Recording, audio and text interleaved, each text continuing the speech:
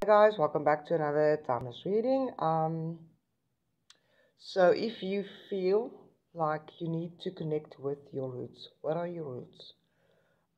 It's very important to understand that mentally we should always prepare ourselves for new changes. Changes are the things that can help us to move forward and understanding our roots. Know that your prayers have been heard. Ask for resources and help. Your guardians cannot help unless you ask them to intervene. If you are tired, know it's very important to stick it out. Your breakthrough is normally coming just before tiredness.